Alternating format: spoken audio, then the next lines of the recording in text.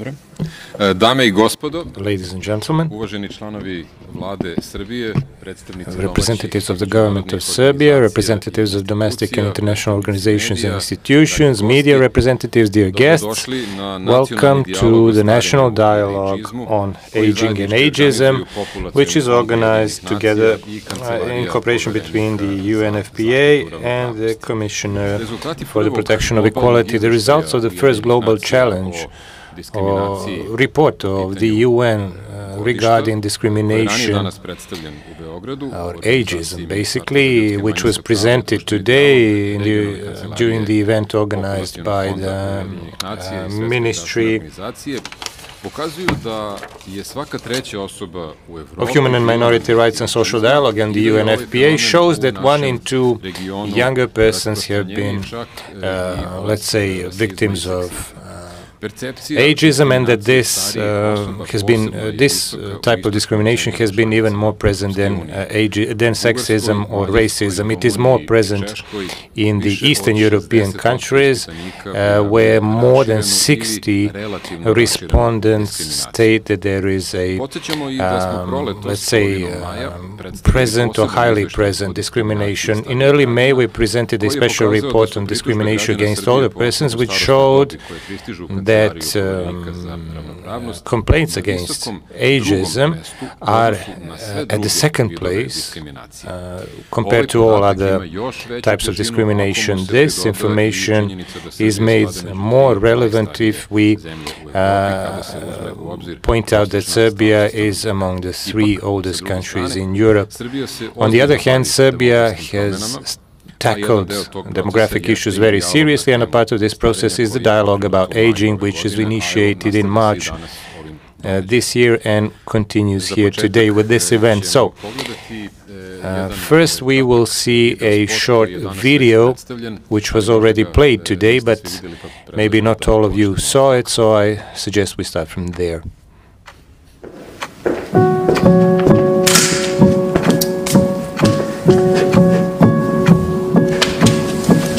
So what's this all about? I'm too old for this. You just want me to say what people say about me. Weird question, I guess. My teacher says you'll grow out of it. It's just a phase. It was never a phase. I never grew out of it. I guess I'm too reckless, I don't know. People like to talk very loudly to me. They say I don't think things through. You're looking still good for your age. I'll figure it out when I'm older. You're having a senior moment. When the focus is on my age, life seems to get a little bit harder. It feels like I'm not given a chance. I need to keep up. Or get out of the way. I lack experience. Or too much experience. I'm baggage. Only weighing people down. Looking at my age like it is a disease. Where I work, no one takes me seriously. It makes me feel powerless. And it hurts. When people see only my age.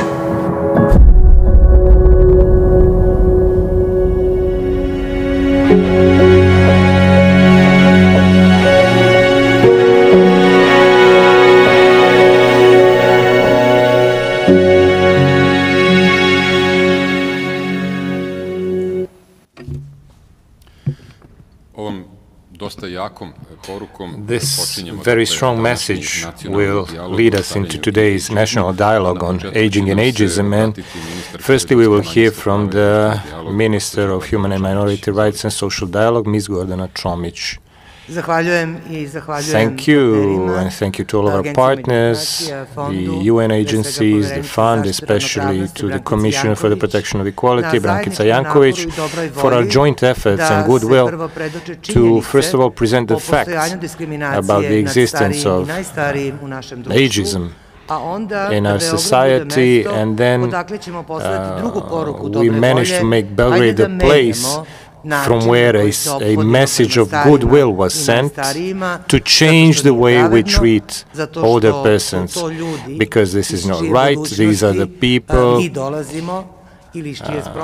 from whose past we are coming and whose past we are living, and because all differences between humans, however precious they may be, each human person is unique in the world in terms of gender, nationality, appearance, color of their eyes, color of their skin, ethnical background, nationality, according to all of those things that make us unique according to our genes.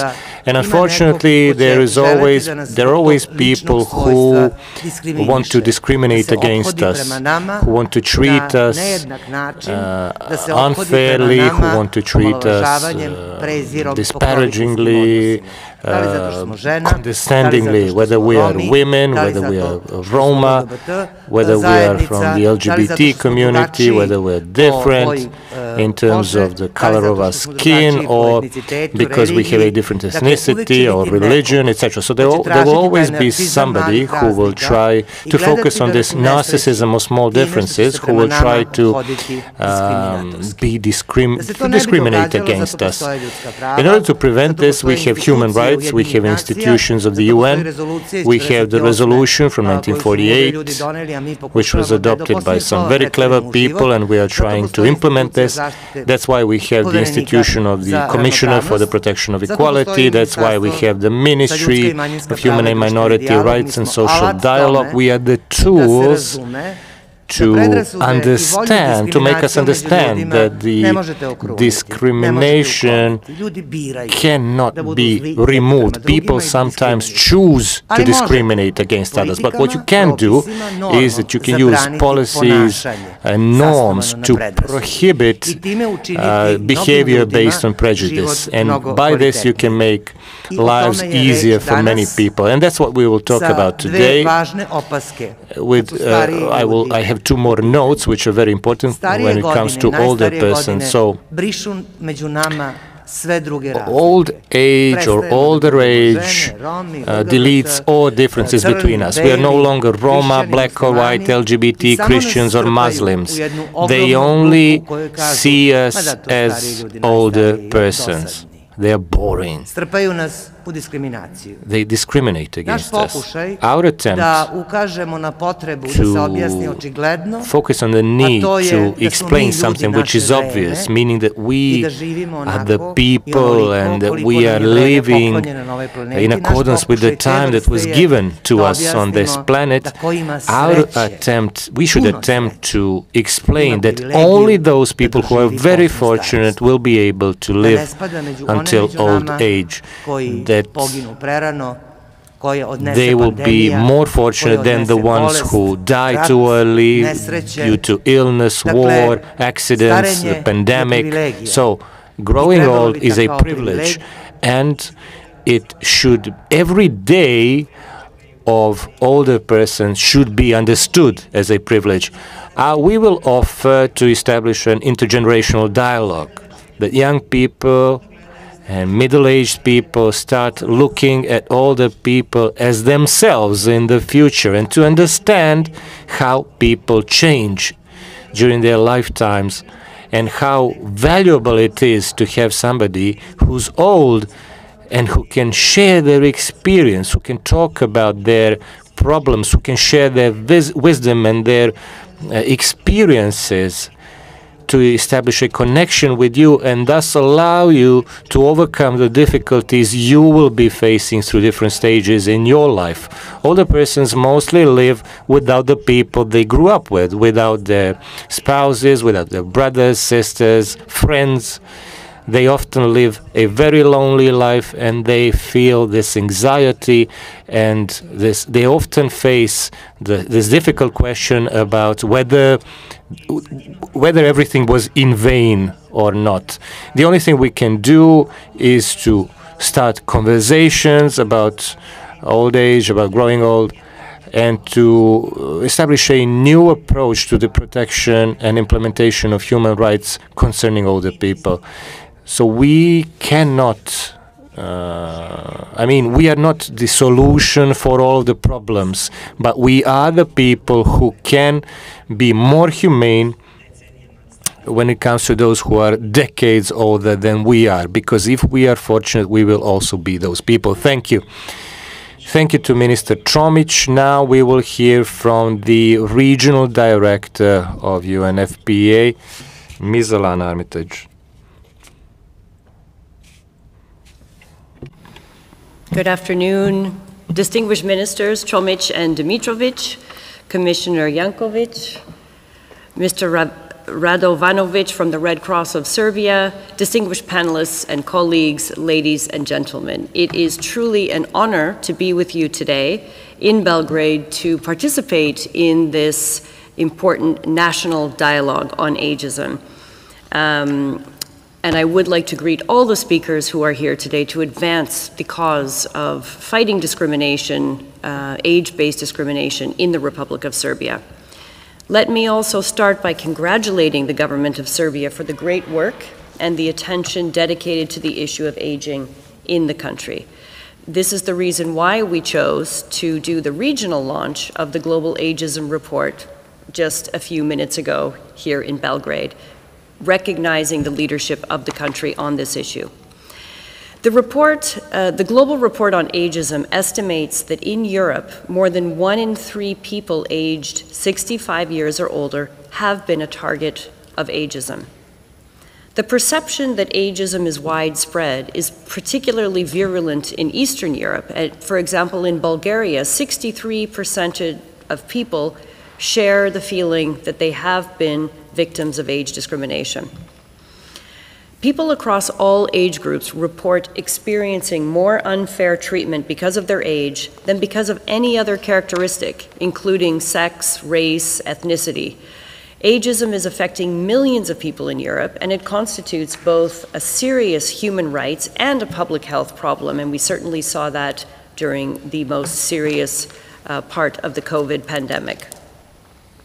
The Global Report on Ageism and its findings complement efforts by the European Union to map challenges and ways forward in addressing demographic change in Europe.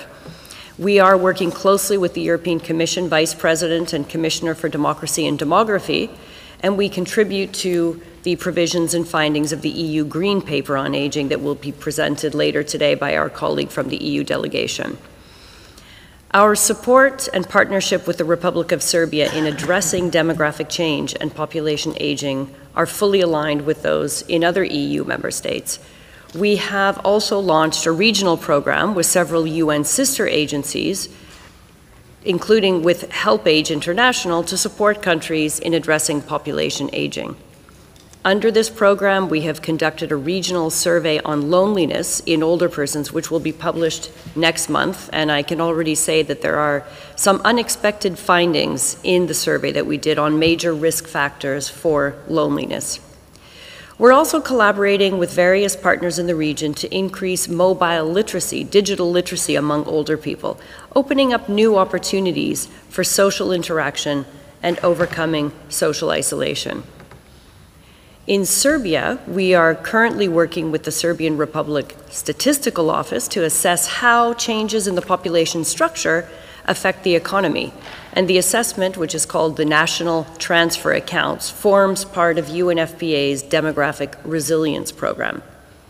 The results will be published later this year, and we hope that they will inspire policy adjustments in the area of healthcare, social protection, education, employment opportunities, and other areas.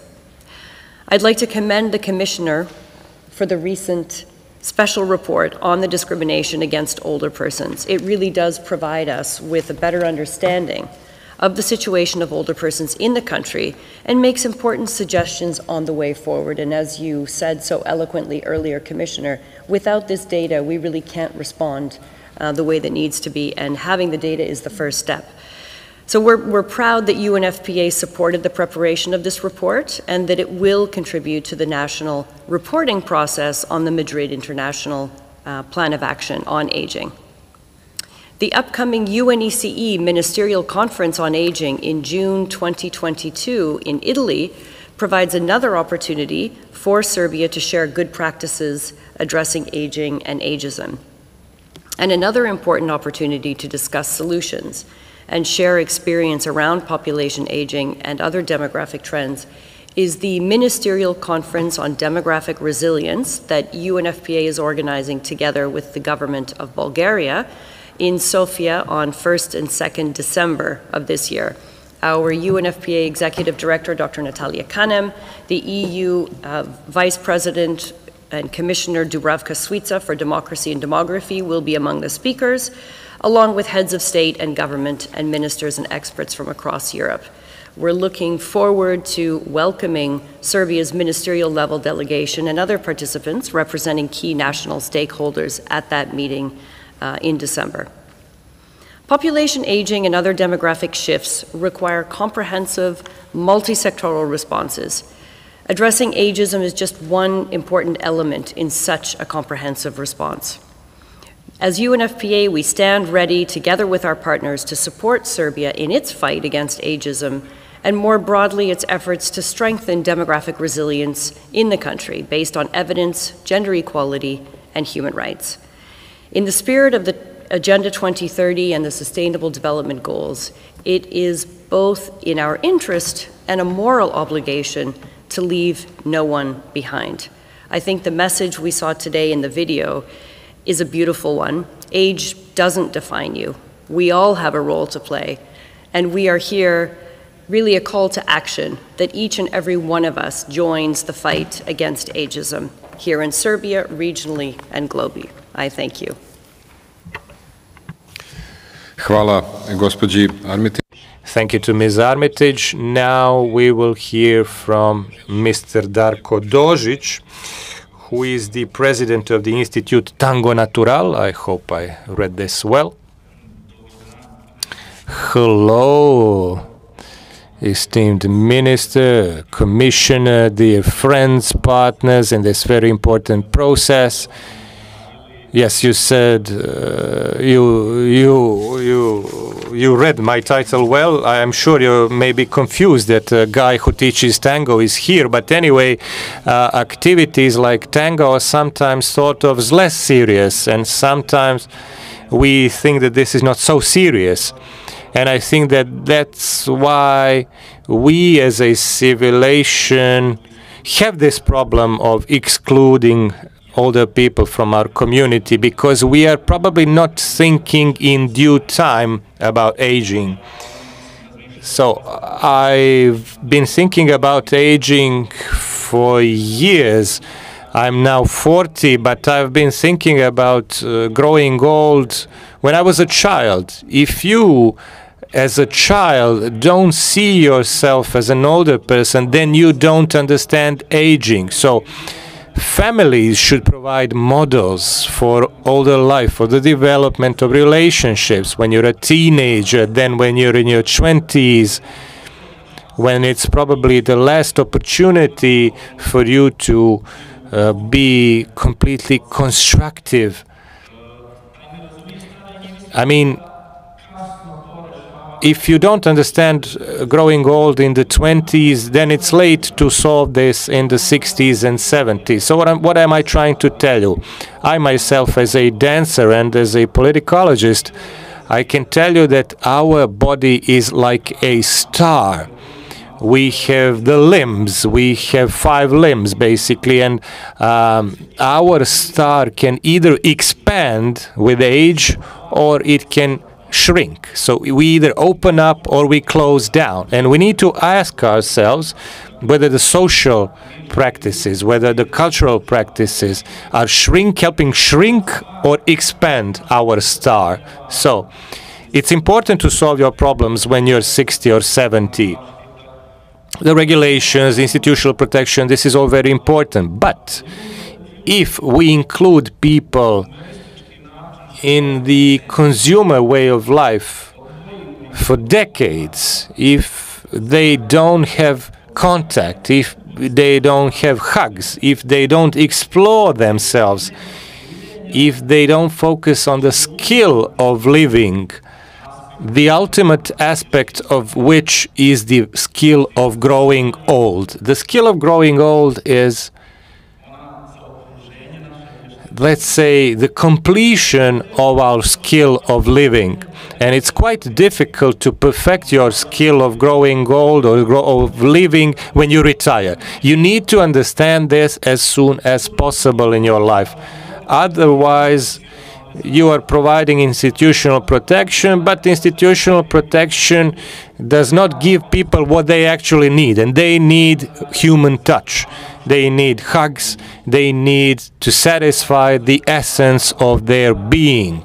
It's important to cover the institutional part, of course, but we need to understand that we need to understand what are the activities that the modern society requires to create communities. These are some skills, and I can tell you the tango from Argentina is really such a skill. One of the finest dances I've ever had was with a lady of 76 who was from New York. She gave me an enormous amount of energy, and I understood that this was a person who has lived with a tremendous amount of skill, and that she was growing old really well. And then later, when I worked in the old care home here in Belgrade with people who were 90, so people were able to make progress even in their 90s because we've given them the opportunity to hug each other, to move around while dancing the tango. So yeah, tango gives you the opportunities to express yourselves in different ways, which you cannot do if you're just sitting down and watching the TV.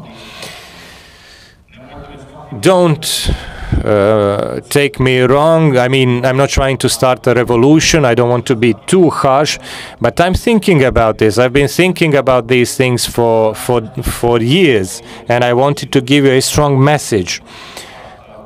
And also, please forgive me because I'm an artist. Sometimes artists don't follow rules. Anyway, to conclude, it's beautiful to have role models for good aging. And such role models do exist. There are people who have resisted its global tendency of growing old. These people, believe me, manage to break out of the restraints of ageism. When they show up, when you see them, this gives you faith. This gives you a role model, and then you can say, okay, this is how I want to grow old. People who meet such older persons are very fortunate. Unfortunately, many people never meet good role models for aging because these are lonely people. These are islands, and many communities that practice and nurture traditional, or let's say the best human values, are very often very small and very isolated. So when you take a look at the news and reports, yeah, they don't get represented. They are not represented in the media. Anyway, thank you very much for inviting me. You've probably saw from my passion that I could really talk a lot about this topic, and I'm here for you if you want to learn more about tango and to maybe start doing tango yourselves. Thank you very much. It seems that tango as a dance goes very well with your passion. Thank you very much for this inspirational introduction. Now we will get some more inspiration from Ms. Danica Smith, who is the oldest volunteer of the Red Cross of Serbia.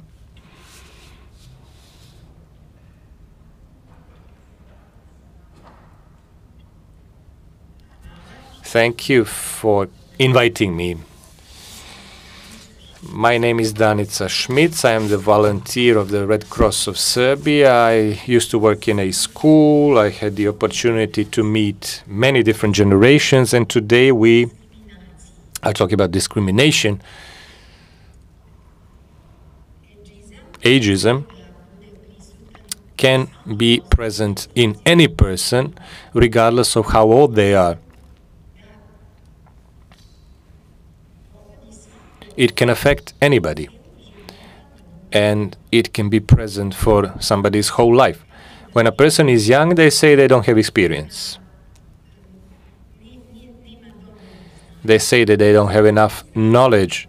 And on the other hand, when this person grows old, they say, okay, young people should give their opinion and should make decisions, and this is not good.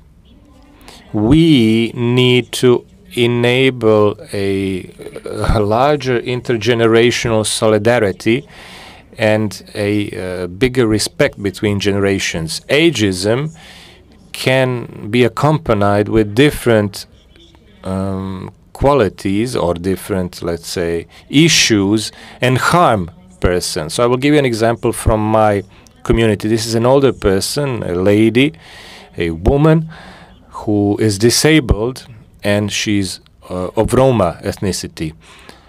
So each of us need to take responsibility. We need to show solidarity to other people and other generations. Ageism exists also in institutions. It is necessary to implement laws that prohibit discrimination on the grounds of age, because all of us are human beings, regardless of our age. It is necessary to train and to educate the older persons and younger persons. We should start our activities in families, in our neighborhoods, in our communities, in our society, because all of us have a responsibility. When we are together, we can fight ageism together, we can fight stereotypes, and we can fight prejudice. As a Red Cross volunteer, I've always followed the words of the English philosopher who said, kindness are the clothes of spirit. And I've learned that kindness is really the most important thing. This is the tool that we should use to combat ageism, stereotypes, and prejudice. Because ageism does exist and impacts all generations. Thank you. Thank you very much. Now, in this introductory part, we will hear from Mr. Demir Mekic, who is the trainer working with younger people in the Belgrade Center for Human Rights. Hi, everybody. First of all, thank you for this invitation. Thank you to the Commissioner, to UNFPA. I'm very pleased that we're talking about ageism also from the point of view of younger people. And as somebody who works with younger people, as a trainer, I would like to focus your attention on the perspective when it comes to the younger people and ageism. So I'd like to start, first of all, it was very inspirational to hear the previous speakers. And I would like to start by saying that we need to understand that youth as such, as a concept, is a very young concept in history. And this seems that younger people have had to conquer the territory for themselves and to somehow point out their age as an age which is characteristic with special challenges and characteristic challenges. So before this, we had, life used to be divided into children and adults.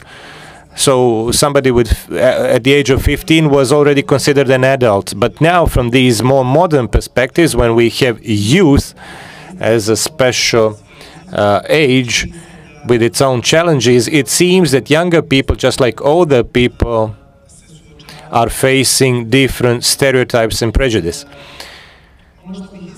What I want to point out when it comes to ageism against younger persons, these are the areas where this is the most visible. This is employment, this is social protection, this is political participation, and so on. So when we talk about employment, for example, different surveys say that 1 in 5 younger persons are unemployed, meaning that, or even if they are employed, this is mostly part-time jobs, which isn't permanent employment. And they very often get employed, which results in overworking, basically, meaning that younger people are often seen as under-responsible or undereducated, and there are different stereotypes connected to the younger people, and it sometimes seems that we don't give them enough credit or responsibilities when it comes to employment or participation in the community. So very often ageism leads to the fact that younger people are not taken seriously, and it sometimes seems that ageism as a social barrier is ultimately understood as a personal barrier or as a personal problem of a younger person, who is then demotivated if they work for a lower salary compared to a person who is older than them, or an adult, basically. And sometimes it seems that younger people lose motivation in such cases.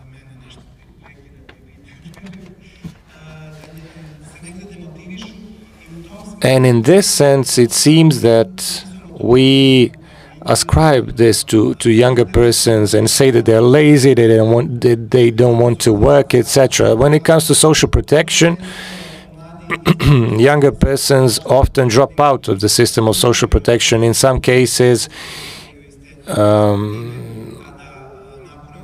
example, when they turn 18, etc. So there are different cases. We can then talk about juvenile care homes, etc. So this is also a circumstance in which younger persons, or the fact that they are young, affects how they will be treated by the society. What I also want to say, I don't want to take too much of your time, but anyway,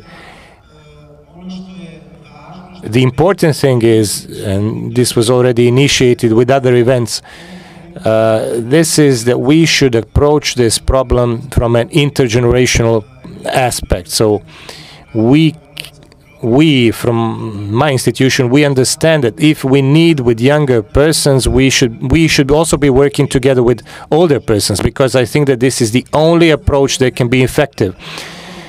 The other thing is that we should think about different practices concerning intergenerational cooperation, intergenerational centers, and certain points where younger and older people could meet, maybe, and break all of these stereotypes. Thank you. And this concludes this introductory part of today's national dialogue. Now I will hand the role of moderator to Brankica Jankovic, the Commissioner for the Protection of Equality, and she will continue to moderate this national dialogue. Good morning once again, or good afternoon already, Misha. I think you were doing so well that you could have as well continued, but all right, let me take over this role of moderator. First of all, once again, let me emphasize that indeed I'm greatly honored and I feel privileged that this launch of global report is taking place right here in Serbia, and that the institution that I'm leading has humbly contributed to the whole endeavor. I believe that there's such a global message that we are going to get across is very important for the whole civilization, and we are going to send it right from Belgrade, and I'm sure there are good reasons for that, and precisely what we as a credible member state of the United Nations and a country which also aspires to be a credible EU member state, which tackles the problems, addresses them, resolves them. We have shown that we are prepared to discuss any other issues seriously, including the issue of ageism, which is rather conspicuous worldwide. We have heard examples at the previous part of today's event. Certainly, the position of older persons globally and at the European level, Serbia included, is very complex, and in many segments it is not favorable because many older persons live in poverty or in under risk of poverty, of becoming poor, and that, when regards our older citizens, constitutes an additional risk, because getting older oftentimes is just a multiplier for various other forms of discrimination. Perhaps we do not discuss this enough, that precisely in old age, many other social groups that have been vulnerable all their lifetime, facing discrimination, just become even more exposed to discrimination. Some of them are exposed to neglect or self-neglect, abuse, disrespect, boiling down to objects. Of course, we need to bear in mind the contemporary social values imposed as a paradigm, the social values as established willy-nilly, whether because we didn't respond in a timely and adequate manner, I mean globally, not just in Serbia, and those social values favor speed, looks, it's a terror of youth, constant changes and instant solutions to many aspects of life. Today's generations of our older citizens are not used to such a system of values. They haven't lived in such a system where you're just 2 clicks away from success, whatever the success is made of, because they were born and they grew up and spent most of their lifetime in a different paradigm, in a different system. And there is so much to learn from them.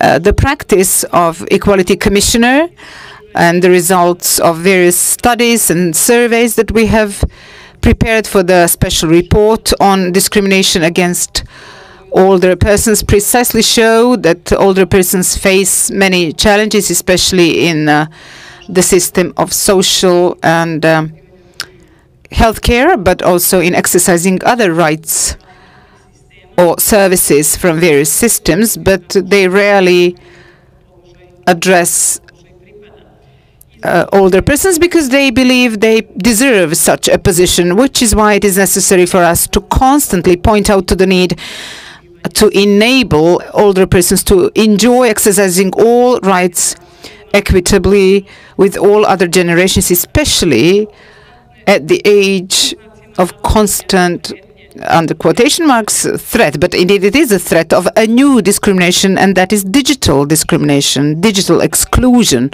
of older persons, because new technologies can be very helpful to get older citizens included.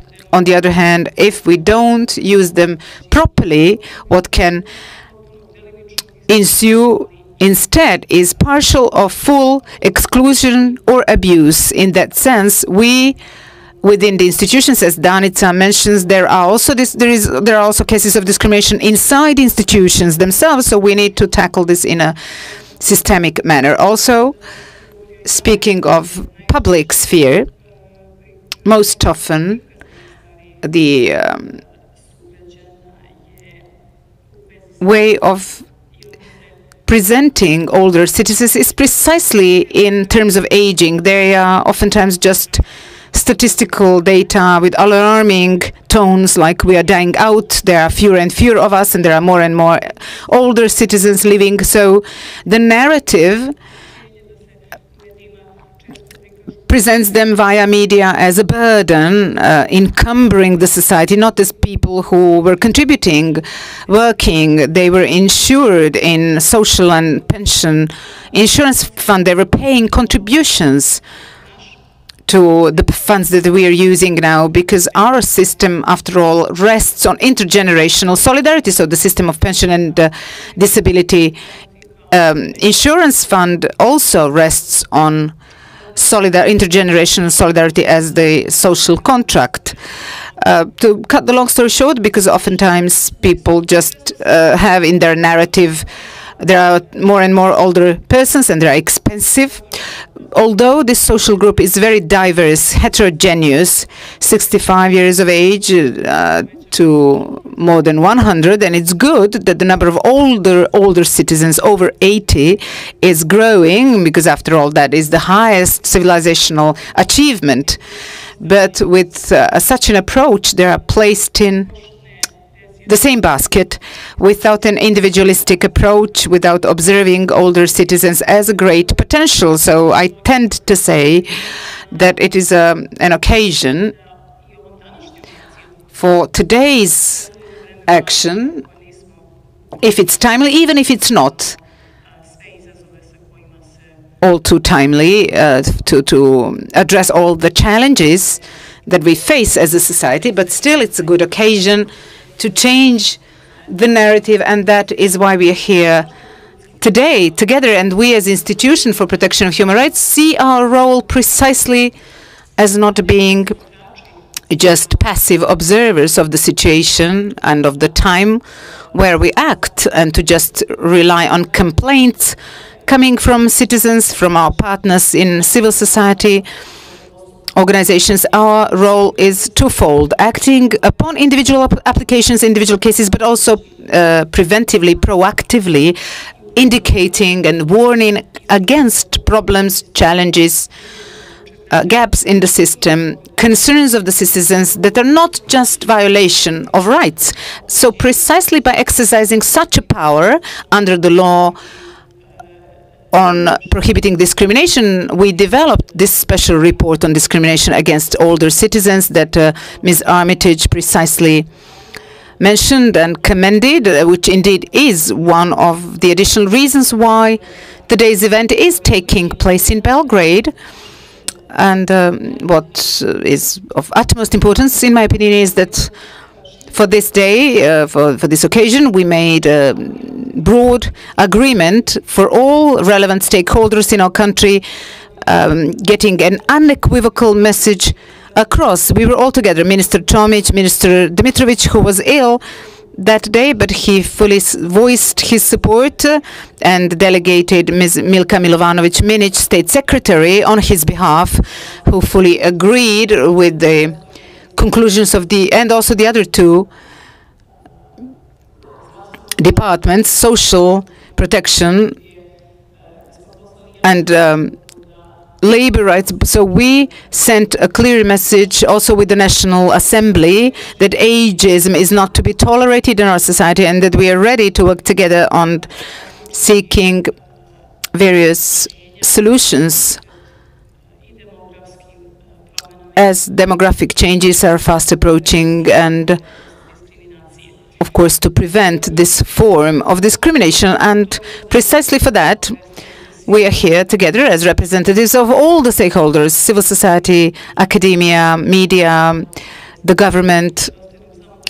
Well, there is nobody from the parliament, but on the 14th of May, they got their message across loud and clear.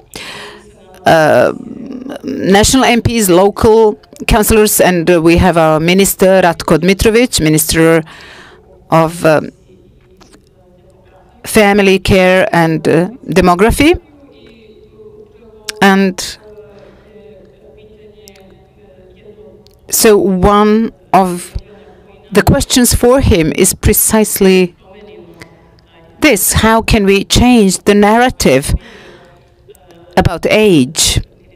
Because the minister, I'm sure, distinctly remembers, and I'm also sure he agrees with what I've just said about media representatives, that we have a good potential, that we can rely on our good tradition, good customs that imply precisely respect for older citizens. And I think this endeavor does not require big resources, just goodwill to change the predominant narrative via media. So, Mr. Minister, given your experience in media sector, as you agreed, we have witnessed individual examples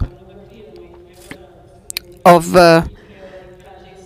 oldest citizens, often quoted as examples. And of course, you're right, we should also learn about negative examples, including domestic violence, financial violence, where older citizens do not decide on their own money how to spend it, but also burglaries.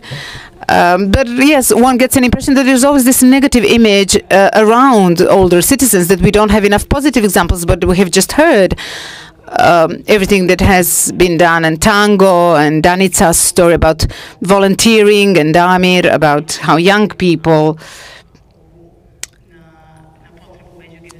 perceive the need of intergenerational solidarity. So my question is, how can we change the narrative together every day? And thank you for being with us today. Thank you, Brankica. Distinguished participants, before I proceed, let me for the very beginning say something that has already been said directly, but it deserves reiteration. Every fifth inhabitant of Serbia is 65 plus. We are in an extremely difficult situation regarding our demographic picture. It's in the bottom part of the spectrum in Europe, which absolutely is not altogether as a continent in a good situation. Speaking of which, I can also share a couple of figures from that sphere with you. In Europe, there is not a single nation, single country, if you want, with a natality rate at the level 2.1%, which is simple reproduction. They all have below 2.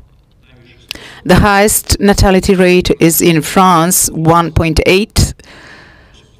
It's the data before the pandemic, and I'm afraid it has even deteriorated. In Serbia, it's 1.5.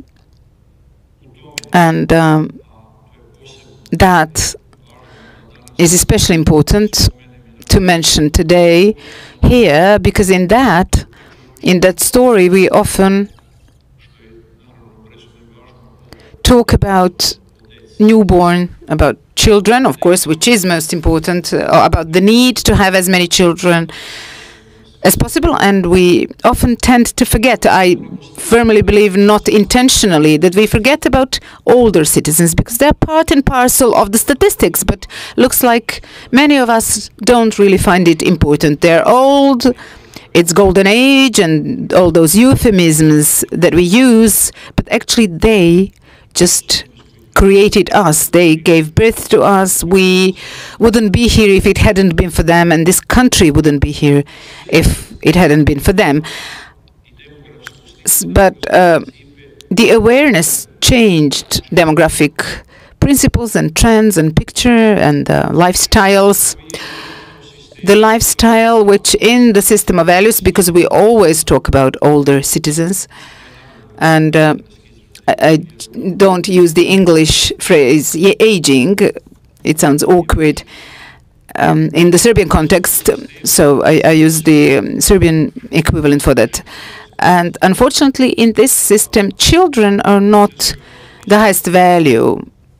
Even in the Christian Europe, it's not children, it's corporate brands, villas, apartments, yachts, cars. Why? Well, we can discuss it. It would take another symposium to discuss it, but that's a fact of life, and many people tend to avoid this subject. They argue. They don't want to discuss it, but we need to discuss it because we are disappearing. We are in Serbia now, but we as a nation are dying out at a rapid rate, historically. So where are old persons? And do we pay attention to them at all? Such discussions, such meetings and brainstorming are very important. I thank Brankica and all of you and Ms. Tomic for paying attention and for drawing our attention to that category, which along the youngest are the most vulnerable. I have prepared a speech. However, I think I don't want to read it out. I was just inspired by what you have said. We are all inclined to common stock phrases that can put the listeners to sleep. There are some catchy phrases working in our mind maps that just make us disregard the interlocutor, the common phrases, the hollow phrases. We need to get rid of that. Why older citizens, not just in Serbia, in principle, are in such a situation? I have no dilemma. It's because of the awareness and the mindset that has been created for decades. We need to mention rural and urban areas and population here. You can't tell where the situation is worse. In the rural areas, when journalists who really do their job properly, when they try hard, when they put their camera on the shoulder and go to about 1,000 meters of altitude and find an old couple, or oftentimes just one woman who hasn't seen a person for 1 month other than wolves and bears, abandoned by her family. If she doesn't have any family, then by the society, completely forsaken. And then we can say, well, that's an illustrative story, challenging for media. But in cities and towns where, with all the hustle and bustle, you've got the so-called concrete cages, where there are also older citizens whose telephones never ring. And there is no knock at their doors, and nobody rings their bells. We have just forgotten about them. I always start from myself, with, of course, honorable exceptions. Do we call them? Do we go to see them? Do we congratulate on their birthday, if you remember the date? When was the last time we took them out for lunch? They're just waiting for death to come. Oftentimes without medications, not because, and I'm not defending now the government because I'm currently performing a duty of a minister, but it's not about the government, it's about the mindset. We have changed. It just occurred to me, and I'll be quite frank with you. I've got a cousin who has been ill, and I haven't called him for 15 days. I'll do that. Maybe I'll call him tomorrow, and I never get to do it. I feel ashamed, but that's what it is. And I always start from myself, and let us all start from ourselves. I will repeat, the youngest ones, the toddlers, are equally vulnerable as those who can not walk anymore, but they can still talk. I'm afraid that we think they have no more feelings. They're old, they're just waiting to die. And worst of all, we forget about one basic thing. It's in store for all of us. Is it possible that we have forgotten that it will be our future? Nobody calling us, nobody opening the door for us. Nobody coming to see us. So let's see, it will be enough. And this includes demography as well, because that's my portfolio now. We keep talking about natality rate and the children that we need in order to survive, but we also need those who gave birth to us and those who will be giving birth to the children. We can't do without them. So please, and this is my plea, and this is to conclude with, if we think about demography, and that becomes a #1 problem, not only of Europe, certainly for Europe, but Serbia extremely so. That's the issue of all issues. The factories that we have opened will be working for the next 5 or 10 or 50 years, but these are variable categories. The roads that we have built, that's wonderful, but what when there is nobody to drive those roads, down those roads? So I will also tell you one date and finish with it. In the first 8 months, mortality rate, and of course the older citizens have their biggest share in it, mortality rate has increased by 27%, right, Milka? 27?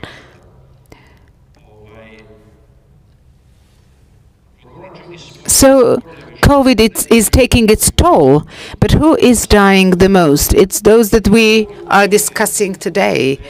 So when we talk about the ratio between natality and mortality rates, and this gap increasing year in, year out. Last year, Serbia lost a town as big as Užice in terms of population, or as big as Šabac.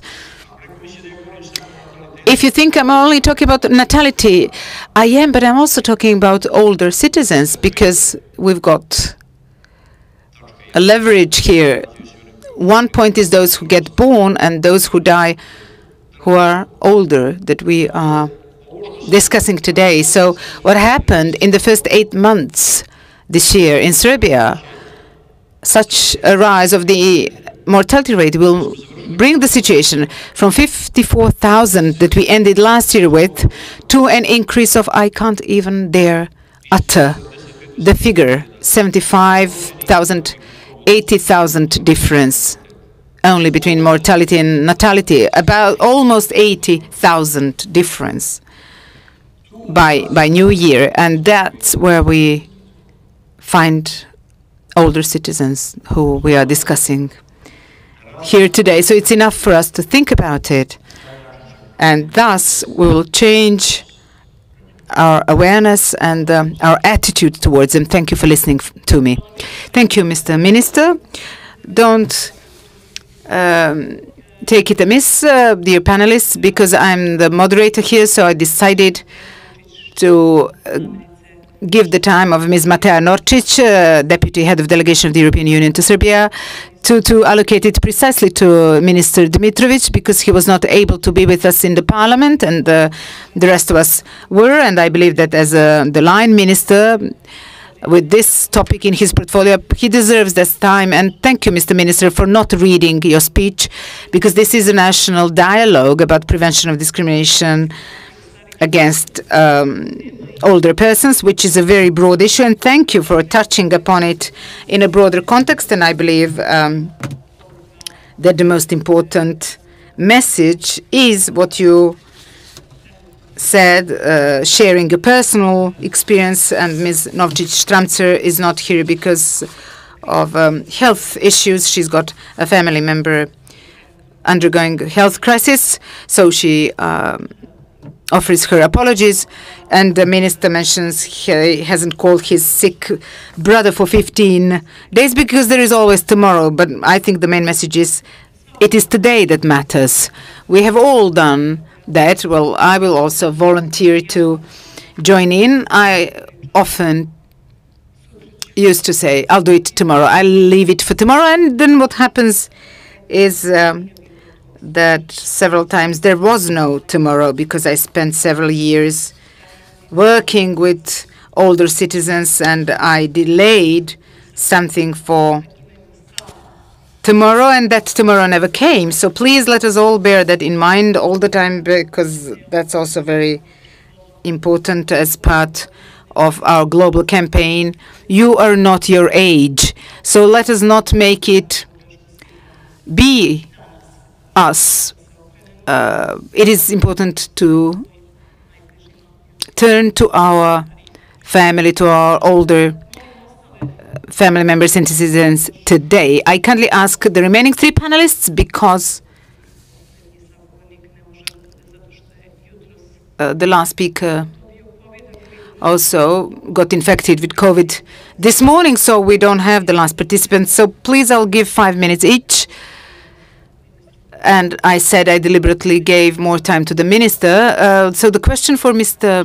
Stanicic, Georgia Stanicic, from the Standing Conference of Towns and Municipalities of Serbia, the analysis have shown that social welfare services under the competencies of local administrations are not fully developed and that they are unevenly accessible. We know that. It's also in our report, and the number of users is much lower than the need for such services indicates. So some services are marked with volatility and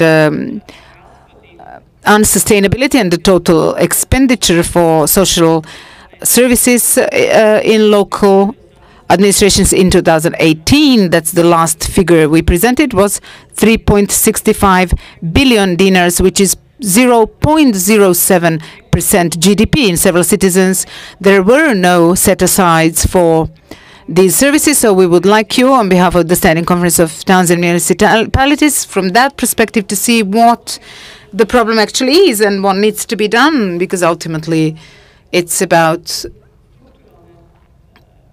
structural discrimination in place, because if you cannot exercise your right to a public service that belongs to you, that you are entitled to, then we need to see what should be done. So please, your opinion of this. Thank you, Brankica.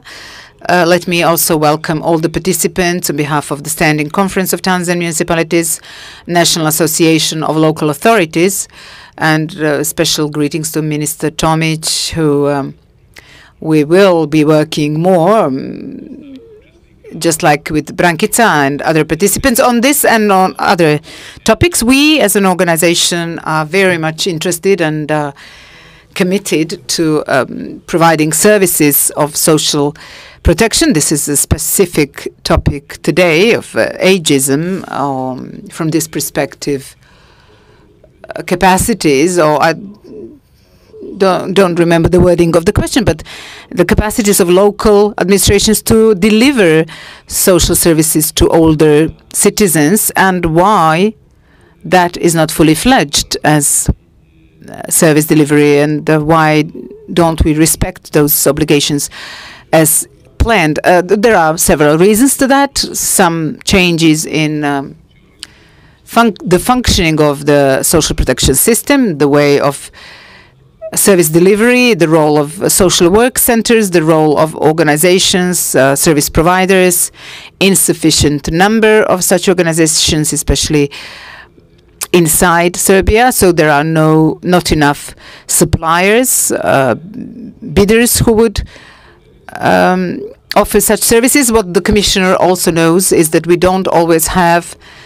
credible and updated figures about the situation on the ground. What Minister Dmitrovic said is a fact, and it is also a fact that these figures grow year in, year out, the number of potential users, now that we're talking about social welfare services, and we don't have an estimate, we don't have reliable data. Our experience shows that in some activities that we have, in some projects that we participate in, when we have in-depth surveys in some municipalities, especially the smaller ones or rural ones, we establish there is a whole range of persons who have never even got registered as potential users of these services, let alone received them. So this is why it's very important to continue in a systematic way to implement those activities. That's one thing. And as an organization, it wasn't sufficient for us to note the problem and say we don't know how to resolve it. On the contrary, we believe that the situation that we now have in Serbia, the insufficient number of people with high quality and competencies who can design and provide such services in local administrations, especially with large territory and low number of inhabitants. That's what we saw as a solution, and we implemented it with the Ministry of Public Administration and Local Self-Government to enable and institutionalize intermunicipal cooperation, in this case in unification and consolidation of social welfare services from one municipality as a hub for several or at least two municipalities, of course, in keeping with the law on budget, on expenditure, and at the same time to have enough high-quality service providers. That's one thing. Secondly, something which is not related to resources and institutional setup is the question of volunteers. That is also something that we need to insist on in policies made at the national and local levels, because without that encouragement of volunteers and launching volunteering actions, because that is the way to improve things, we will not be able to respond to all the challenges that emerge. And that is something that we believe we should insist on. We also think that in public, and that's first of all national public broadcasting service, but not only that one, but local media, we need to discuss these issues and also give positive examples and enable those who want to participate in this to be promoted in public. And that is also a thing which is very important in order to move things forward. The very fact that according to the assessments, let me also give you some figures. Annually, about 80,000 persons need palliative care services, is just to show how big this problem is, if it's correct. And unfortunately, it is, as Ms. Satterich tells me. So that is something that we also need to take into consideration. So we as an organization are committed to assisting local governments, local politicians, parliament speakers, but also people running the social work centers with the line ministry, so that this approach, or the acceleration of service delivery and enhancing the quality of those services and encouragement for those who can be service providers at the local level to reach a positive change of the situation. These alarming data that Minister Dimitrovic mentioned are such that we cannot just keep silent about them. Everybody from their own angle should drive things towards the opposite direction, to have older persons as equitable members of social life with their roles to play, and to remind young people that there's experience and resources that they can use, but also to provide platforms or channels to enable this encounter of different generations, because that will also change the way of thinking, and surely the results will be better. That is something that I wanted to say. Thank you very much. Thank you, Mr. Stanicic,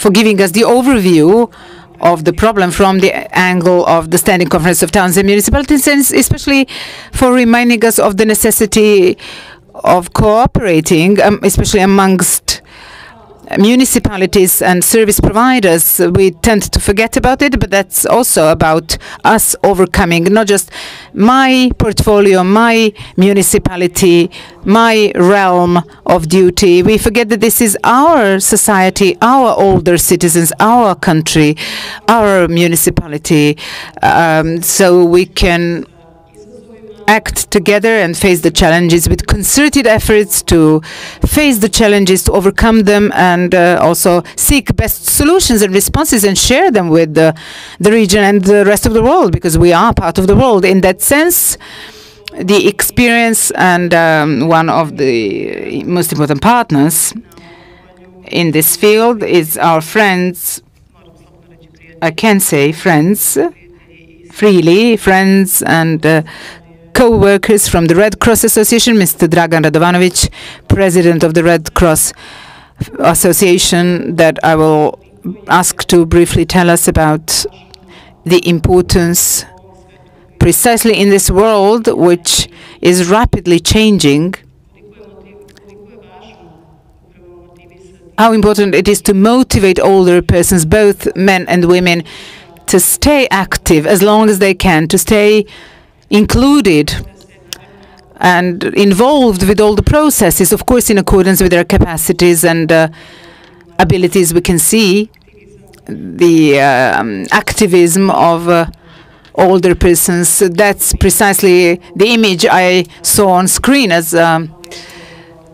So as a physician and as a long-standing president of the Red Cross, because Red Cross is often on the ground, maybe most frequently when concerns direct provision of assistance and support. So please tell us about the importance of for the older citizens to stay active and to reduce the number of years spent in illness and reduced capacities for life activities. Hello. Thank you. Dear participants of the dialogue and the panel, so what all of us are striving for, we at the Red Cross as well, this is to build a society for all generations, to build a society in which each individual contribution will be appreciated based on their personal qualities and based on achievement, not based on generational categories, not according to young age or old age, so basically not on age at all. This will be the best way to combat prejudice, stereotypes, confusion that pertains to ageism.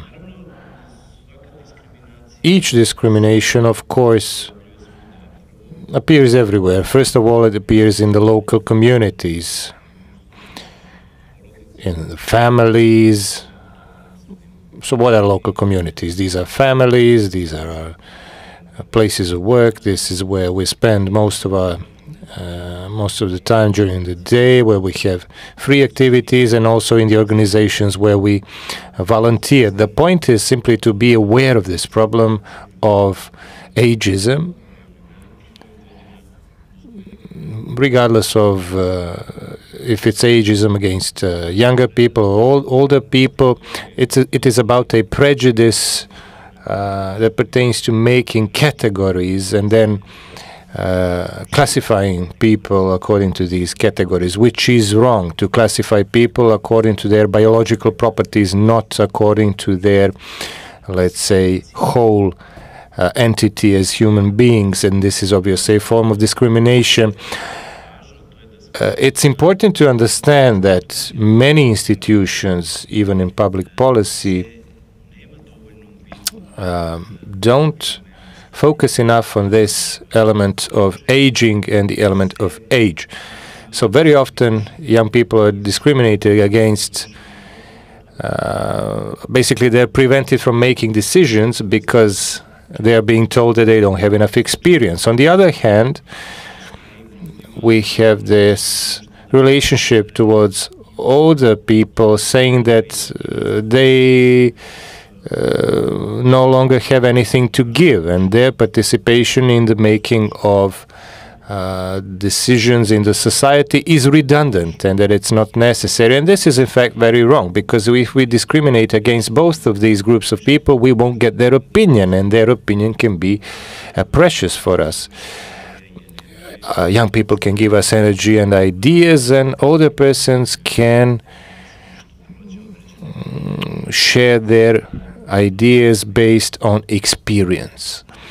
Experience is not something you can learn, it's not something you can buy, it's something that you can acquire, and then you can transform it into empathy towards people, towards the society, and towards the community as a whole.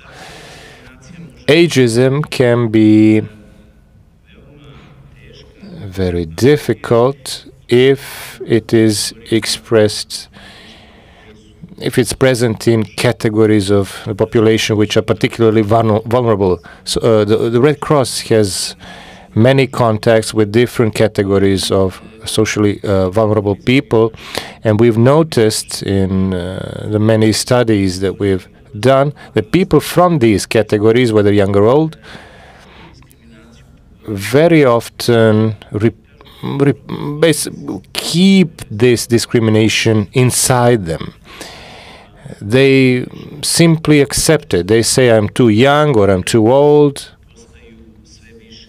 They become less and less active, and this can have health implications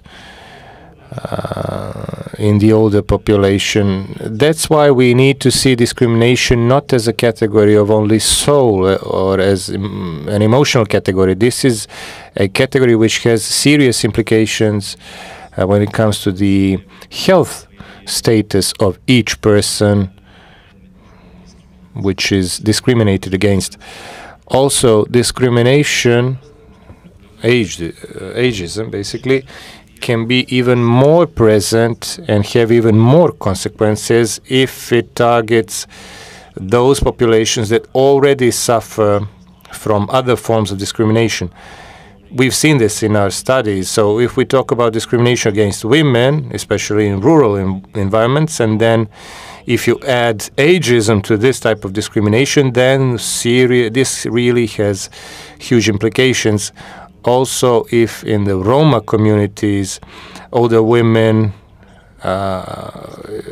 if these persons are also of Roma nationality, then this is a third layer of discrimination. That's why ageism needs to be something that organizations have to focus on, the ones working with discriminated categories and the ones working with socially vulnerable categories. So there's always this question of how can we reduce ageism? So ageism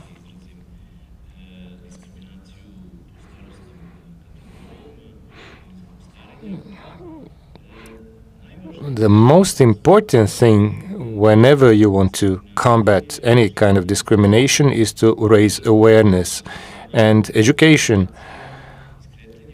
and paying attention to the problem so that people are aware of this. So many people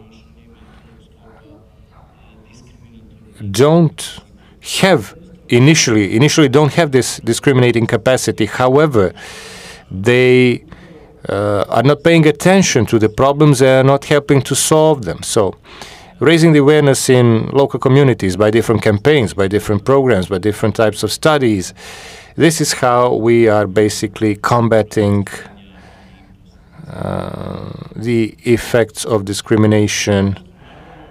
In the Red Cross, what Brankica also asked at the beginning, Red Cross as the institution that's founded on empathy, goodwill, and volunteering is definitely something which is totally opposite from discrimination. In our programs through the Red Cross, we are combating discrimination and we are combating the humiliation of people. We are fighting for the rights of people. We are fighting for the people to have access to their rights.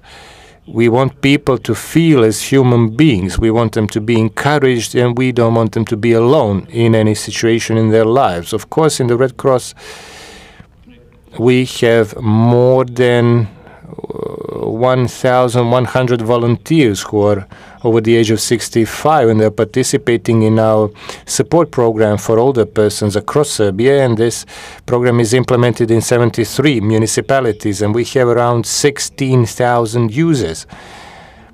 So this is an intergenerational support and cooperation, and this program really has excellent results. So it's not just about directly helping the vulnerable older people. We want to create a local atmosphere and an atmosphere of, let's say, behavior in a local community to have harmony and intergenerational support and solidarity. This is the most important product of our programs in these 70 plus municipalities across Serbia. Of course, in those municipalities where this program is not taking place, we also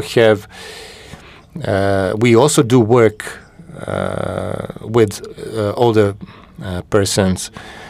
Finally, the COVID-19 pandemic, it's still going on, and it showed the importance of intergenerational support and cooperation. At the very beginning, we made our, so to say, informational phone. We allowed people to call us, basically, in these information centers. Brankica was also there every Thursday or every Friday, and she talked to our older citizens who called us, and it wasn't just the older persons who were calling. And this showed us that we cannot live alone and that we cannot live as people who don't pay attention to others. The Red Cross of Serbia has, through our experts, has for a long time, let's say, advocated through the UN for the adoption of a new UN convention on ageism. And I think that since we're short on time, I don't want to go through all of the parameters that could be basically introduced into this new convention. They have been submitted, or actually we are always talking about this with our partners from the UN organizations. Anyway, just like Danica said when she quoted somebody, I think that for this situation it would be very good to remember what our patriarch Pavle said, and this is about how you should live your life. And he said that when you are born, you are the only one who is crying, everybody else is happy. And you have to live your life in such a way that when you're dying, you are the only one who is smiling and everybody else is crying. So this can only be done by persons with solidarity and empathy. Thank you. Thank you very much for reminding us of these timeless words. Even though, yeah, it's very simple. It's always the best when you can describe a very complex life situation in very simple words. And we also advocate as an institution, we also advocate the adoption of a new convention, of course, together with our partners from the UN agencies. Anyway, thank you very much for reminding us of discrimination against younger persons, because we don't have the representative of the umbrella organization of younger persons. He was the one who was supposed to be talking about ageism against younger people. Yeah, they face the similar thing like older persons. People tell them you are young, so you don't have experience, you don't have enough know-how, but they won't be able to get this know-how if we don't give them the opportunity. We were also without experience at some point. People say that they are selfish, irresponsible, that they lack interest, and we know that this is not true, and we want to promote this intergenerational understanding and cooperation and exchange. So exchange is important. So really thank you, and thank you to your team. Ms. Todorovic is with us, but I would like to thank all of our other partners from the Red Cross for their dedication over the past couple of years. Finally, of course,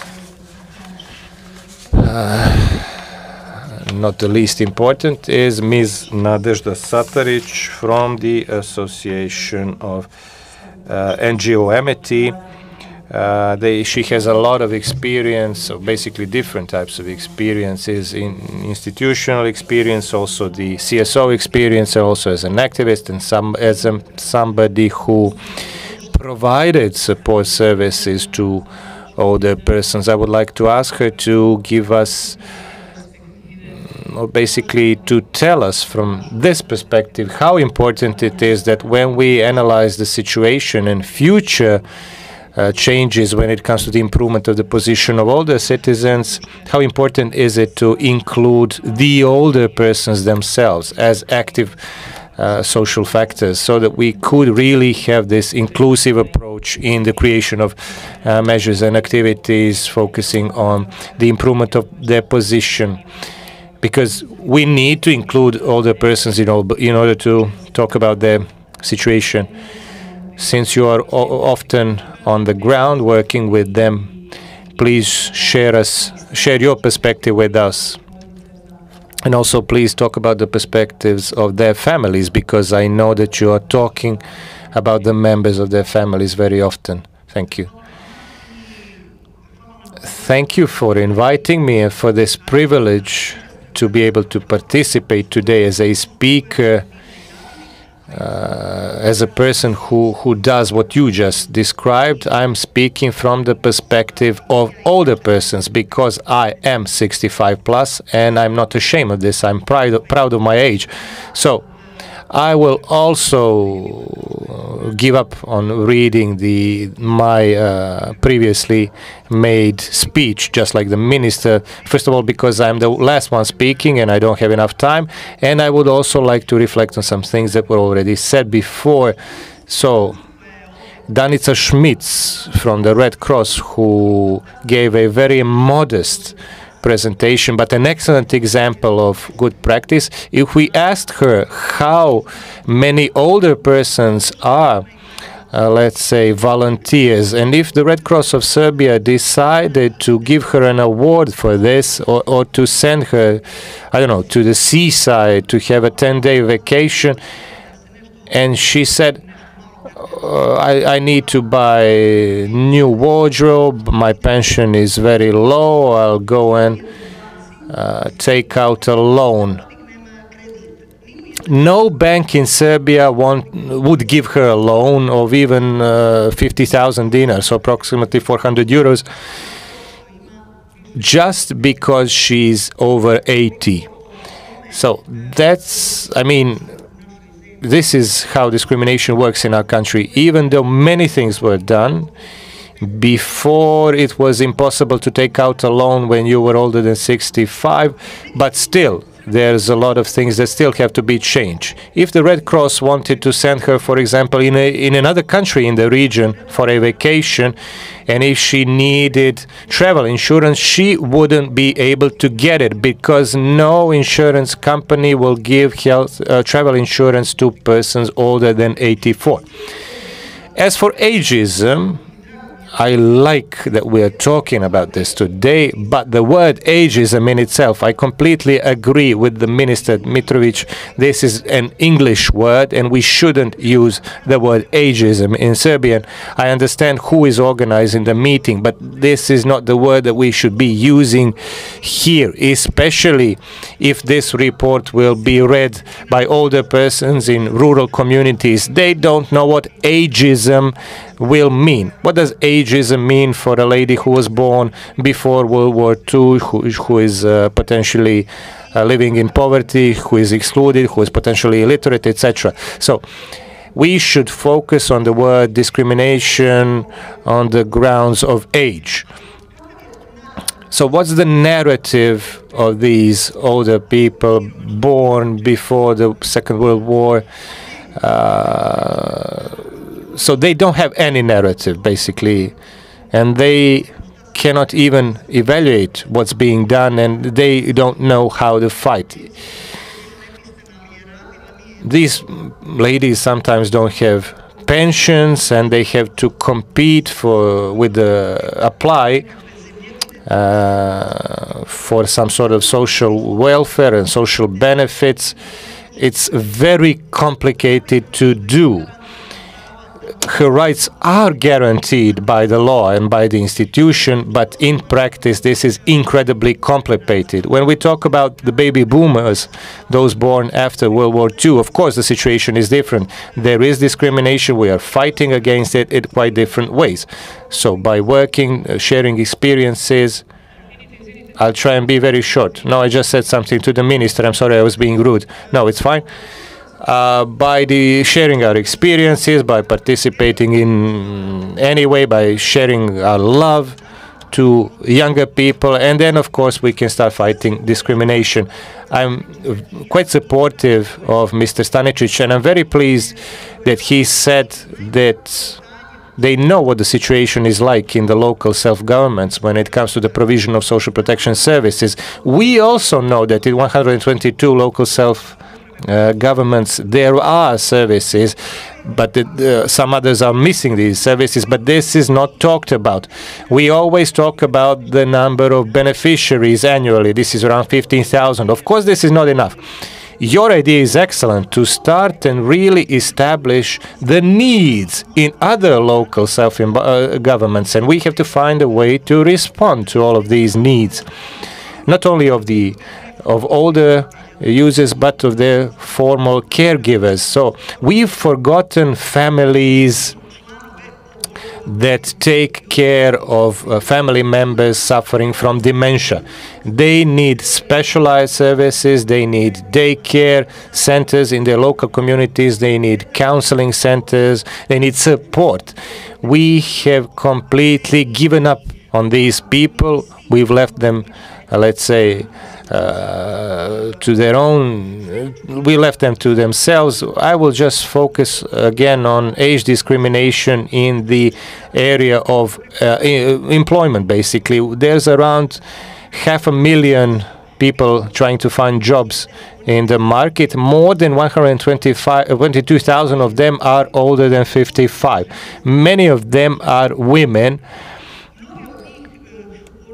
And many of them, I mean, we are in contact with them, and we know that they applied, that they send their CVs 100 times, and nobody calls them even for an interview, and nobody wants to give them an opportunity to compare their competencies with younger people in the labor market simply to start working.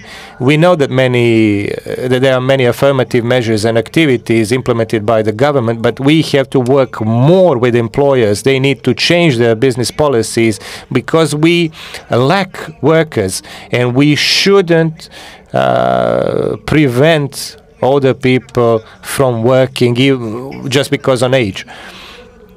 And this is definitely a matter of age-based discrimination. So about your question about the participation of older persons, especially women, in places where decisions are made, they aren't present at all, or they are severely underrepresented. So even though there is a quota of 40% for election lists for parliaments in towns and municipalities, less than few of them are women. And among those women, there are no women older than 65, even though in the electorate there is almost a third of them are such women. In the National Assembly of Serbia, there's 39% of women, and only around 1% are older than 65. There's around 30% women in parliaments in towns across Serbia, and very few of them are older women. In local communities, 10% of local communities are headed by women. None of them are older. Especially in rural communities, there are also no older women. But who can participate better? Who can explain better what kind of infrastructure they need, if not the older persons? They will explain that bus stops need to be repaired, for example, that the roofs should be repaired, or the bus stops require benches, for example. And this is not something that younger people would perceive. We are talking to them, and this is what they tell us, why they are not included. The obstacle is that older persons are not considered to be useful, and they are considered to be a burden for their families, for their relatives, and for the society as a whole. These are the findings from a focus group that we've done with women from different municipalities. Another one, the problem is in the society because of the tradition and because of the obligations of women in families and in their jobs, because of giving birth and caring for children, and then caring for the ill people in their households. Then they are not included because they didn't have liberty and their rights when they were young, or because they are not supported by the environment, or they are underinformed. So we, first of all, we would like to include a quota for older women and for the representation of older women in parliaments across Serbia, local parliaments. Then in local self-governments, we are one of the oldest countries in Europe, and this is clear. We should establish also councils for older persons. We know what we should do on the national level. The strategy on aging has expired. We no longer have the law on older persons, even though this was planned. So we have to do a lot of things, and I trust that we will do a lot of things. But even though all of these things do not exist, we are doing a lot. But there are many challenges ahead if we would like to create a society for all generations. Older people are ready to take part and participate, but they need to be given an opportunity. And the final sentence, when we talk about volunteering, I completely agree that we do not have enough labor force. People are leaving, especially caregivers, because these jobs are underpaid, etc. They are taking care of all the men and women in Italy, Austria, Germany, and Slovenia. So we have to rely more on volunteering. Only the Red Cross of Serbia can do this seamlessly because they have a special law, the law on the Red Cross. The existing law on volunteering is counterintuitive right now, and we have proposed for years to amend this law to allow that students of social sciences, of students of medical sciences could be included in volunteering and help to reduce the number of socially included persons, to reduce the number of people feeling rejected from the society. Thank you. Thank you very much, Nada. I'm sorry, my idea wasn't to interrupt you before. I just told the Minister Mitrovic that we've we've presented a couple of initiatives for amendments to the law on social protection. There is a structural discrimination in this case when we talk about the inability of these persons to achieve their right for social welfare.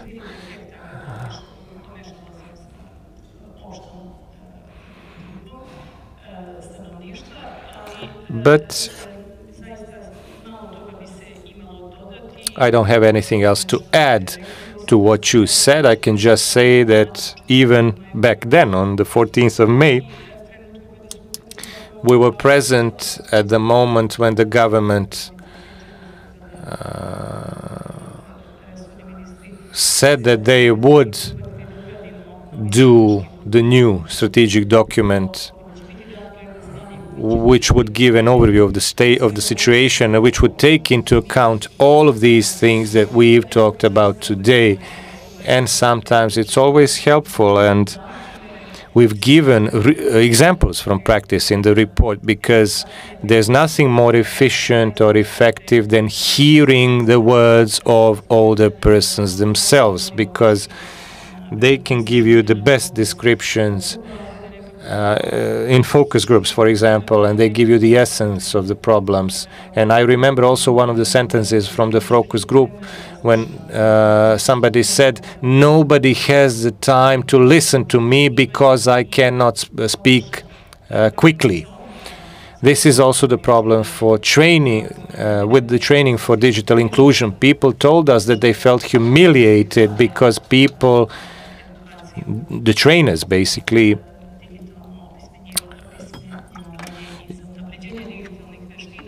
the trainers are used to different categories. Simply, these older persons cannot follow this speed of training. But we hope that everything will be, that there will be more and more trainers, just like our partners here, Mr. Mekic, who are ready to help us change together this image. So now, before I hand the floor to Ms. Lana Armitage, I would like to thank once again the UNFPA and their office here in Serbia, Ms. Jeremic and her team, and to Mr. John Kennedy Mossotti from the regional office in Sarajevo for their support over the past years and for the development of this report and for all of the things that we did together.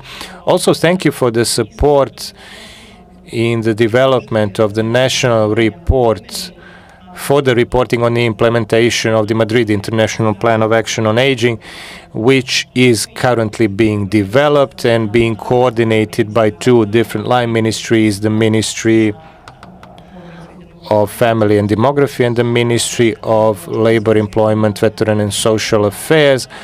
And of course, this is being done in cooperation with the CSOs, the media, independent institutions, so all those who should be included in order to get a high-quality report that can be presented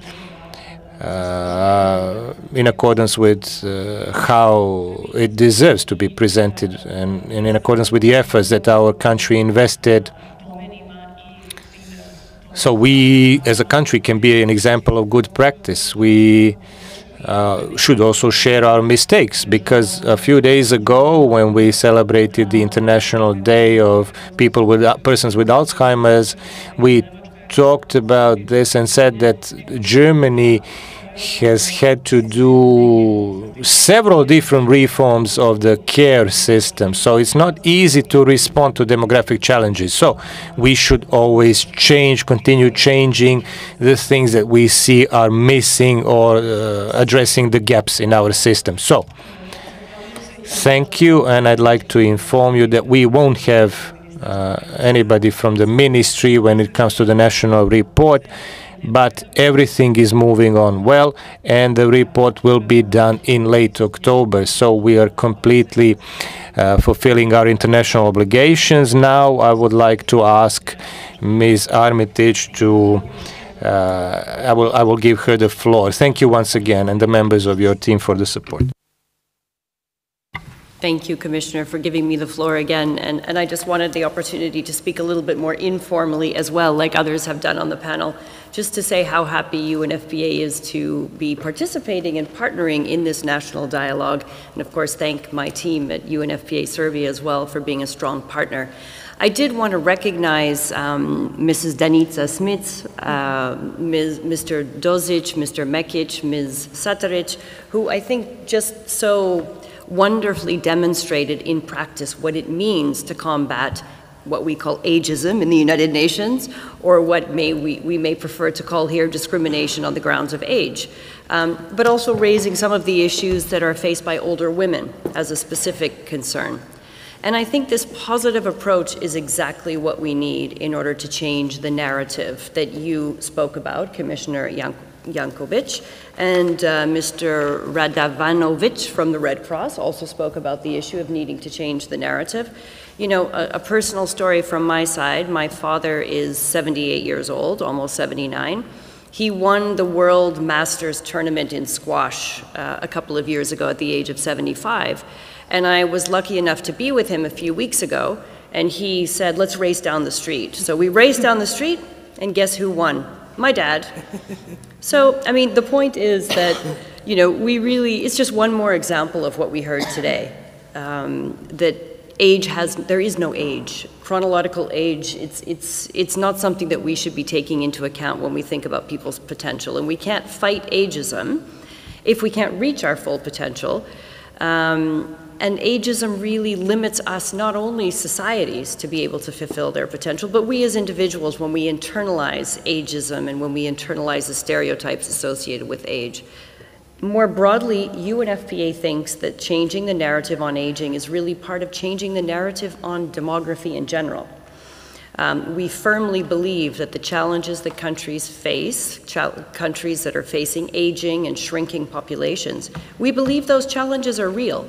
but that they can be managed with the right policies in place.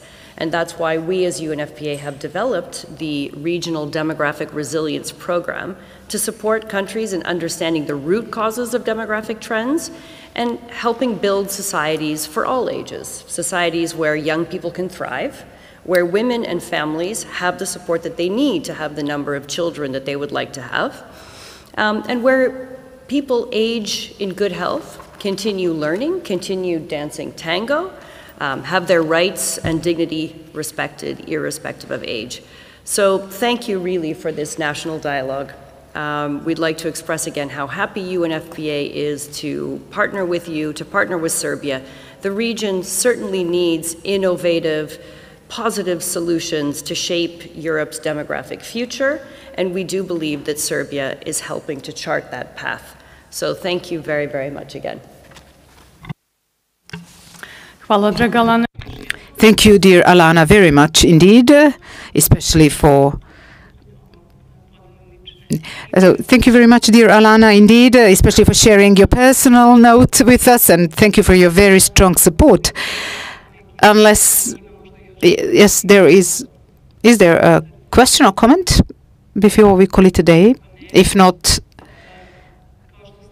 as you have seen, we are a little behind the agenda, so I will kindly ask, because the conclusions reached here at today's discussion, and first and foremost emanating from the special report already launched, but also given the factual situation, the Commissioner's Office and the UN Population Fund have UNFPA have developed a document which you call for action. Let's stop ageism, or I'll call it discrimination on the grounds of age. Of course, Minister Mitrovic is right and Ms. Sataric, they're both right, but indeed we share the view that ageism is still not domesticated in our language. You are right. But I asked the question when we developed the document, why did we include this word? Well, because of our partners, because as we were preparing for this event at the regional level and the national level, we just wanted to edit the text, but your comment, of course, is acceptable, and for the domestic use, we will use discrimination against older persons or discrimination on the grounds of age. It's always good to find a local language instead of loan words, but yeah, sometimes you reach for them if you don't have an adequate equivalent or translation. I always like seeking optimal solutions that correspond to a phenomenon and describe them best. Now, just in order to be in keeping with the schedule, because this was translated and distributed in English, and again, for the domestic use, thank you for your suggestions, we decided to distribute them subsequently. It's a document that we call Belgrade Call for Action. That's the working title, but of course the action should be global, and we are proud that the departure point is Belgrade, so I can feel free to say that it's time. I thank the interpreters because they can get some rest. I will quickly read out the conclusions. You will understand the Serbian, you in the audience, and of course everything is included in the document that my colleagues, who I also thank very much, are just distributing in English right now. So, once again, the interpreters do not have to chase me down and break their voice down. Vodeći računa o različitosti starijih sugrađana i njihovim različitim potrebama pojedinih grupa, pre svega i starijih žena, samih onih starijih koji žive same u seoskim područjima ili udaljenim krajevima, siromašnih ili na pragu siromaštva, oni koji su izloženi nepoštovanju i diskriminaciji, zanemarivanju, zlostavljanju ili čak nasilju, i sagledavajući sveukupna demografska kretanja karakteristična za evropski kontinent, naš region i Srbiju, u kojoj svaki peti građanin stariji od 65 godina uz prisutan trend opadanja prirodnog priraštaja i produžavanje prosečnog životnog veka kao jedno od najvećih civilizacijskih dostignuća, suočavajući se sa pritiscima pre svega na sisteme penzijsko-invalidskog osiguranja, zdravstvene i socijalne zaštite i uz uvažavanje savremenih društvenih vrednosti koje brzinu tehničkih i tehnoloških promjena i promjene obrazaca ponašanja, mi smo upravo zajedno sa UNFPA-om i svim drugim akterima, uključujući ovde i Vladu Republike Srbije, odlučili da pozovemo na akciju Zaustavimo diskriminaciju nad starijima uz njihovo puno uključivanje i ostvarivanje ljudskih prava starijih građana i građanki. Ljudi svih doba i generacija, uključujući i starije i mlađe, predstavnike lokalnih i državnih organa vlasti, nezavisna tela, naučne ustanove, civilni i privatni sektor, mogu zajednički da sagledaju postojeće politike u vezi sa starenjem, usaglase pravce davanja odgovora na postojeće stanje i na potrebe i preference starijih kako bi unapredili kvalitet života i uključenost u sve društvene tokove u cilju ostvarivanja ravnopravnosti društva za sva životna doba. Na osnovu preporuka datih u posebnom izveštaju poverenika mogu se preduzeti i konkretni koraci ka postizanju ravnopravnosti u starijem životnom dobu i podelili smo ih na nekoliko nivoa. Na lokalnom nivou aktivnosti podrazumevaju upoznavanje svih aktera na lokalnom nivou o pojmu i oblicima diskriminacije i mehanizmima zaštite. Neke od aktivnosti se već rade i rade ih organizacije civilnog društva, održavanje više okruglih stolova u različitim delovima zemlje radi sagledavanja situacije na konkretnom području i mogućih načina za unapređenje položaja starijih, okupljanje svih relevantnih aktera i donosilaca odluka iz jedinica lokalne samouprave, pružalaca usluga i socijalne i zdravstvene i svih drugih, radi formiranja zaključaka o pitanjima koja se direktno ili indirektno odnose na poboljšanje položaja starijih, kao i razvoj adekvatnog sistema podrške na određenom području. Na nivou nacionalnom, dakle na nivou države, te aktivnosti obuhvataju održavanje konsultativnih sastanaka sa donosiocima odluka u vezi sa položajem starijih, koje su aktivnosti već u toku, kao što ste čuli, obezbeđivanje multisektorskog pristupa u unapređenju položaja starijih uz učešće predstavnika nadležnih ministarstava i skupštinskih odbora, da sada ne nabrajam koji su sve skupštinski odbori, jer vi to i znate, kao i organizacija civilnog društva, medije i pružalaca različitih usluga. Podsticanje procesa kreiranja politika u skladu sa zaključcima upravo sa tih stolova i preporukama iz izveštaja u oblasti strateškog okvira, zdravstvene i socijalne zaštite, pružanja usluga, smanjenja siromaštva, života u zajednici, sprečavanja diskriminacije i nasilja uz poseban naglasak na pandemiji COVID-19, ali i drugim mogućim kriznim situacijama. Sprovođenje aktivnosti na promociji i podsticanju međugeneracijske solidarnosti i razmene znanja i iskustava između starih i mlađih generacija, uključujući i realizaciju našeg nagradnog konkursa Most razumevanja, Most međugeneracijske solidarnosti uz podršku UNFPA-a, kojim ćemo svečano obeležiti i Međunarodni dan starijih, ali i Međunarodni dan deteta zajedno sa našim partnerima iz Vlade Republike Srbije i ovde resornim ministarstvom i ministrom Dimitrovićem kao predsednikom Saveta za prava deteta, izvinjavam se. Brzina čini svoje. Dalje, još dve aktivnosti, senzibilizacija medija za pitanja položaja starijih kroz pojačanu saradnju sa lokalnim i nacionalnim medijima u vezi sa pitanjima koja se odnose na ljudska prava i ravnopravnost starijih, posebno uključivanje medija u aktivnosti koji su predviđene za realizaciju na lokalnom nivou, jer nekako stalno se izgube lokalni mediji, nekako se uvek fokus prenese na nacionalne, podsticanje izrade informativnih i promotivnih sadržaja koji pomažu rušenju stereotipa i predrasuda prema starijim osobama, povećava njihova vidljivost i značaj i njihov značaj u društvu i ističu primjeri dobre prakse i osnaživanje medija putem obuka za novinare i novinarke na temu nediskriminatornog izveštavanja. I na kraju, naravno, sami stariji sugrađani kojima bi upravo ovako pripremljeni materijal sa ageizmom zaista malo značio, a to su izrade praktičnih alata i smernica, vodič za puno učešće u društvu, kako da ostvare svoja prava, gde mogu dobiti podršku, kako da se zaštite od diskriminacije i nasilja, zatim za mlade o podsticanju međugeneracijske solidarnosti i razumevanja, dali smo mu već i radni naziv, danas ja, sutra ti, medije, predstavnike lokalnih vlasti, vodič za sprovođenje antidiskriminacionih politika i razvoj sistema podrške i naravno za donosioce odluka poziv na akciju za kreiranje politika i zajedničko delovanje u cilju poboljšanja kvaliteta života starijih, a to znači za sve nas jer zajedno stvaramo društvo za sva životna doba. I uprko svim izazovima uspela sam u 14 časova, iako sam bila na početku malo izašla. Mišo, šta kažete, a? Jel bi mogla da ovaj posao radim ako mi ovo ne bude baš... U minut ste stali, čestitam, svaka čast. Mnogo hvala svima prisutnima. Thank you very much once again.